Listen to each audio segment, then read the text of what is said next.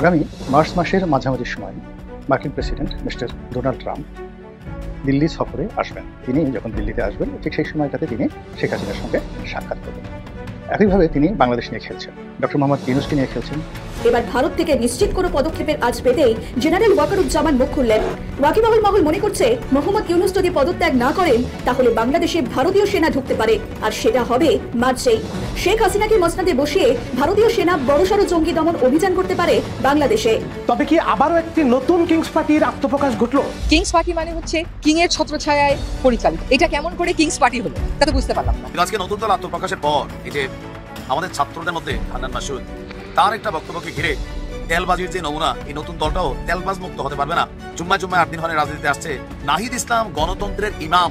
আওয়ামী লীগ সম্পর্কে বেশ গুরুত্বপূর্ণ একটা মন্তব্য করলেন মাহমুদুর রহমান মান্না। তর্কের খাতিরে যদি ধরেই নেওয়া যায় যে বিএনপি সব থেকে বেশি ভোট পাবে কিংবা সব থেকে বেশি আসন পাবে, তাহলেও তো দ্বিতীয় অবস্থানে আওয়ামী লীগ চলে যাবে। আওয়ামী লীগ দ্বিতীয় সর্বোচ্চ ভোট পাবে এবং দ্বিতীয় সর্বোচ্চ আসন পাবে। সেটাকে আপনারা ঠেকাবেন কি করে? বেগম খালেদা জিয়ার ছেলে তারেক রহমান উনি কিন্তু বিএনপি করেন, শেখ হাসিনার ছেলে সজীব ওয়াজেদ জয় উনি কিন্তু আওয়ামী লীগ করেন। যে জামাত ইসলামের যে প্রতিষ্ঠাতা আবুল আলা মওদুদী, উনার কিন্তু সন্তানরা আপনার জামাত ইসলাম কেন করে না? ছাত্ররা নিজেরাই নিজেদের জন্য, নিজেদের দলের জন্য চ্যালেঞ্জ হয়ে উঠলো।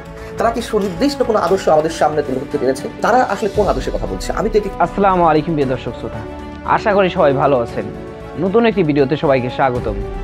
বাংলাদেশের রাজনৈতিক প্রেক্ষাপট নিয়ে ভিডিওর শুরুতেই কিছু ভিডিওর অংশ বিশেষ আপনারা দেখেছেন।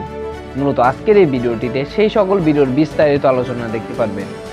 ভিডিওর শুরুতেই যে সকল ভিডিও দেখেছেন তা থেকে আন্দাজ করতে পেরেছেন আজকের এই ভিডিওটি কতটুকু গুরুত্বপূর্ণ হতে চলেছে। অতএব চলুন না টেনে একটি লাইক দিয়ে সম্পূর্ণ ভিডিওটি দেখে আসি। ইউনূস যদি পদত্যাগ না করেন তাহলে বাংলাদেশে ভারতীয় সেনা ঢুকতে পারে, আর সেটা হবে মার্চেই। বাংলাদেশের প্রধানমন্ত্রী হিসাবে শেখ হাসিনাকে পুনঃপ্রতিষ্ঠা করতে মরিয়া ভারত, আর এই দায়িত্ব দেওয়া হয়েছে ভারতের জেমস বন্ড অজিত ডোভালকেই। তিনি 3 পয়েন্ট ব্লুপ্রিন্ট তৈরি করেছেন এই কাজ সম্পন্ন করার জন্য। অন্যদিকে বাংলাদেশের সেনাপ্রধান জেনারেল ওয়াকারুজ্জামানকে বড় বার্তা দিয়েছেন ভারতের সেনাপ্রধান জেনারেল উপেন্দ্র দ্বিবেদী। তার অভয় বাণী এবং মার্কিন দূতের নির্দেশ পেয়েই জেনারেল ওয়াকারুজ্জামানের ঘুম ভেঙেছে। তিনি এতদিন বাংলাদেশের অভ্যন্তরে সব ধরনের অপরাধ বিশৃঙ্খলা দেখেও না দেখার ভান করেছিলেন, মূলত প্রবল চাপের কাছে মাথা নত করে। কারণ ইতিমধ্যেই বাংলাদেশের সেনাবাহিনীর মধ্যে 2-1 বার বিদ্রোহের আঁচ লেগেছিল, তাই তিনি অসহায় ছিলেন। এবার ভারত থেকে নিশ্চিত কোনো পদক্ষেপের আঁচ পেতেই জেনারেল ওয়াকারুজ্জামান মুখ খুললেন। সেই সঙ্গে সতর্ক করে দিলেন বাংলাদেশের তদারকি সরকার এবং তাদের দোসরদের। ওয়াকিবহুল মহল মনে করছে মোহাম্মদ ইউনূস যদি পদত্যাগ না করেন তাহলে বাংলাদেশে ভারতীয় সেনা ঢুকতে পারে, আর সেটা হবে মার্চেই। শেখ হাসিনাকে মসনাদে বসিয়ে ভারতীয় সেনা বড়সড় জঙ্গি দমন অভিযান করতে পারে বাংলাদেশে। ডিসেম্বর মাসের মধ্যে একটা সুষ্ঠু এবং অবাধ নির্বাচন করিয়ে ভারতীয় সেনা ফিরে আসবে, আর এই অভিযান মার্চ মাসেই শুরু হতে পারে বলে সূত্রের খবর। জানা যাচ্ছে পরিস্থিতি বেগতিক দেখে ইতিমধ্যেই বাংলাদেশ ছাড়তে শুরু করেছে পাকিস্তানের সেনাকর্তা এবং আইএসআই কর্তারা, আর এই সব দেখে প্রবল আতঙ্কে ভুগছে জামাত এবং ছাত্র শিবির। এদিকে মাহমুদুর রহমান মান্না আওয়ামী লীগ সম্পর্কে গুরুত্বপূর্ণ একটা মন্তব্য করেছেন এভাবে যে আগামী ইলেকশনে আওয়ামী লীগ অংশগ্রহণ করবে কি করবে না। যখন তার অনুষ্ঠানে জনগণ বলছে না করবে না, তখন তিনি বলেছেন যে কেন করবে না, কোন আইনে করবে না, কোনো আইন তো আপনারা তৈরি করেননি, কোন আইনে তাদেরকে ঠেকাবেন, তাদেরকে নিষিদ্ধ করা হয়নি, কোনো আইন তৈরি করা হয়নি, সুতরাং আওয়ামী লীগ নির্বাচন করবে। আর আওয়ামী লীগ যদি নির্বাচন করে, তর্কের খাতিরে যদি ধরেই নেওয়া যায় যে বিএনপি সব থেকে বেশি ভোট পাবে কিংবা সব থেকে বেশি আসন পাবে, তাহলেও তো দ্বিতীয় অবস্থানে আওয়ামী লীগ চলে যাবে। আওয়ামী লীগ দ্বিতীয় সর্বোচ্চ ভোট পাবে এবং দ্বিতীয় সর্বোচ্চ আসন পাবে। সেটাকে আপনারা ঠেকাবেন কি করে? তার মানে আওয়ামী লীগ আবার প্রতিষ্ঠিত হলো, আওয়ামী লীগকে ঠেকানো সম্ভব না, আওয়ামী লীগ আবার ফিরবেই, এমন কথা মাহমুদুর রহমান মান্না বলেছেন, যিনি একসময় আওয়ামী লীগের সাংগঠনিক সম্পাদকও ছিলেন, আওয়ামী লীগের বেশ ডাকসাইটের নেতা ছিলেন, কিন্তু আওয়ামী লীগ থেকে তিনি বিচ্ছিন্ন হয়ে নিজেই রাজনৈতিক দল করেছেন। মাহমুদুর রহমান মান্নার এই কথাটা গুরুত্বপূর্ণ। অনেকে আনুপাতিক হারে নির্বাচনের কথা বলছেন, ভোটের আনুপাতিক হারে নির্বাচনের রেজাল্টের কথা বলছেন, অর্থাৎ সর্বোচ্চ ভোট যে পাবে সে একটা অংশ সিট পাবে, তারপরে দ্বিতীয় সর্বোচ্চ যারা পাবে তারা একটা অংশ সিট পাবে। এভাবে সব থেকে কম ভোটও যারা পাবে, একটা নির্দিষ্ট ভোট, যে 1 লাখ ভোট পেলে কিংবা 2 লাখ ভোট পেলে একটা আসন হবে, সেইভাবে যদি আনুপাতিকভাবে ঠিক করা হয় তাহলে সব থেকে কম ভোট যারা পাবে তারাও অন্তত 1-2টা আসন পাবে। এইভাবে ভোটের কথা অনেকে বলছেন, এবং সেই আনুপাতিকভাবে যদি ভোট হয় তাহলে আওয়ামী লীগকে ঠেকানো খুব মুশকিল হবে, আওয়ামী লীগকে ঠেকানো যাবে না, এমনটাও অনেকে বলছেন। মাহমুদুর রহমান মান্না অবশ্য কোন পক্ষের মানুষ, কোন মতামত তার, সেটা স্পষ্ট করেননি তিনি। তবে এটুকু অন্তত বোঝা যায় যে আনুপাতিক হারে যদি নির্বাচন হয় তাহলে আওয়ামী লীগ বিএনপি যদি এই মুহূর্তে সব থেকে জনপ্রিয়তার তুঙ্গে রয়েছে, বিএনপি যদি সর্বোচ্চ ভোট পায়, দ্বিতীয় সর্বোচ্চ ভোট অবধারিতভাবে আওয়ামী লীগ পাবে, সেই ক্ষেত্রে আওয়ামী লীগ একটা বিরাট অংশের সংসদ সদস্য পেয়ে যাবে। সেই ক্ষেত্রে আওয়ামী লীগকে দাবানো যাবে না। আওয়ামী লীগ হয়তো দ্বিতীয় মেয়াদে দ্বিতীয়বার এর পরের ইলেকশনে আবার ঘুরে দাঁড়াবে, আবার রাষ্ট্র ক্ষমতায় চলে আসতে পারে। সুতরাং আওয়ামী লীগকে ঠেকানো খুব কঠিন হবে। মাহমুদুর রহমানের মান্নার এই কথাটা খুবই গুরুত্বপূর্ণ এবং এই কথাকে ভিত্তি করেই আমার মনে হয় যারা রাজনীতির ইকুয়েশন করেন তারা তাদের মতো করে রাজনীতির ইকুয়েশনগুলো সেরে ফেলবেন। মার্চ মাসের মাঝামাঝি সময় মার্কিন president mister Donald Trump Delhi সফরে আসবেন। তিনি বাংলাদেশ নিয়ে খেলছেন, শেখ হাসিনাকে নিয়ে খেলছেন, ডক্টর মোহাম্মদ ইউনূসকে নিয়ে খেলছেন, জাতীয় সংঘ মিশনে আমাদের যে সেনাবাহিনী কাজ করছে, তো সেই সেনাবাহিনীকে নিয়েও তিনি খেলছেন। চেষ্টা করছেন যে তিনি যখন দিল্লিতে আসবেন ঠিক সেই সময়টাতে তিনি শেখ হাসিনার সঙ্গে সাক্ষাৎ করবেন।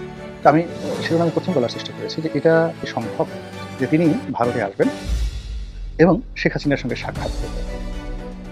এটা হতে পারে। এটা হতে পারে এই কারণে যে মিস্টার ট্রাম্পের পক্ষে অসম্ভব কোনো কিছু। তো সেই দিক থেকে বাংলাদেশের প্রসঙ্গ আসলে শেখ হাসিনার সঙ্গে যদি তার সাক্ষাৎ হয়, তিনি যদি আগ্রহ প্রকাশ করেন, আপনি বুঝতে পারছেন যে এই বিষয়টি কতটা একটা প্রলয়নকারী ঝড় তুলবে বাংলাদেশের রাজনীতিতে। সেই দেখা হলো বা না হলো, কিংবা সেই ছবি প্রকাশিত হলো বা না হলো, এই যে ভাইবটা শুরু হয়েছে, এবং তিনি যদি তার সাথে দেখা করেন সেটা এক ধরনের পরিস্থিতি প্রেক্ষাপট তৈরি হবে, অথবা তিনি যদি প্রকাশ্যে দেখা করেন সেটা আরেক ধরনের হবে, তিনি যদি গোপনে দেখা সাক্ষাৎ করেন সেটা আরেক ধরনের হবে, এবং সর্বোপরি তিনি যদি দিল্লি সফরের সময় কোনো কারণে যে কোনোভাবে শেখ হাসিনা এই নামটি মুখ দিয়ে উচ্চারণ করে, সারা বাংলাদেশ উত্তাল হয়ে পড়ে। মানে যারা শেখ হাসিনা বিরোধী যারা লোক রয়েছে তারা আমেরিকা বিরোধী স্লোগান দিয়ে পুরো রাজপথ তছনছ করে দেবে, এবং তারা দিল্লি দখল করবে, আমেরিকা দখল করা থেকে শুরু করে আর অনেক কিছু। মানে এখানে তাদের ক্রোধ সর্বোচ্চ পর্যায়ে পৌঁছে যাবে, এবং একটি গ্রুপ যদি রাগ হয়ে তারা টুঙ্গিপাড়া রওনা দেয় এবং বুলডোজার নিয়ে সেই বঙ্গবন্ধু মাজার ধ্বংস করার জন্য তারা শক্তি প্রয়োগ করতে চায়, এতে আশ্চর্য হওয়ার কিছু। আবার উল্টো যেটা হচ্ছে সেটা হলো ডোনাল্ড ট্রাম্পের এই বক্তব্যের পর আওয়ামী লীগের যে সকল নেতাকর্মী পালিয়ে রয়েছেন তারা যদি হঠাৎ করে উজ্জীবিত হয়ে পড়েন, তারা যদি রাজপথে নেমে পড়েন, তারা যদি সাহস অর্জন করে ফেলেন, নৈতিক শক্তি তারা ফিরে পান, তাহলে সেটা সামাল দেওয়ার ক্ষমতা এখন এই মুহূর্তে দুর্বল সরকারের নয়। তো কাজেই যে বিষয়গুলো সামাজিক মাধ্যমে এসেছে সেগুলোকে তুচ্ছ তাচ্ছিল্য করার দরকার নেই। এগুলো নিয়ে সরকারের যারা কর্তা ব্যক্তি তাদের ভাবা উচিত, বিএনপির ভাবা উচিত, এবং পররাষ্ট্র মন্ত্রণালয়ের ভাবা উচিত, এবং সে অনুযায়ী একটি পূর্ব প্রস্তুতি থাকা উচিত ডোনাল্ড ট্রাম্পের সেই দিল্লি সফরকে কেন্দ্র করে। এই কারণ হলো যে এই মানুষ তিনি হঠাৎ করে একদিন আগে বললেন যে বাংলাদেশের কোনো ডিপ স্টেটে আমেরিকার কোনো ভূমিকা ছিল নরেন্দ্র মোদীর উপর। তারপর তিনি বললেন যে নরেন্দ্র মোদীর উপরে বাংলাদেশের ভাষ ছেড়ে দেয়। ভালো কথা, এটা নিয়ে আমরা আলাপ আলোচনায় ব্যস্ত যে দেখো দেখো দেখো আমেরিকার কোনো ভূমিকা ছিল না, আমরা আমেরিকাকে দায়ী করেছিলাম অনেকে। দ্বিতীয়ত তিনি বাংলাদেশের বিষয়টি নরেন্দ্র মোদীর উপর ছেড়ে দিয়েছেন, এটিকে তিনি ঠাট্টা করে বলেছেন না কি কোনো কিছু মিন করেছেন, এগুলো নিয়েও আমরা বিতর্ক করেছিলাম।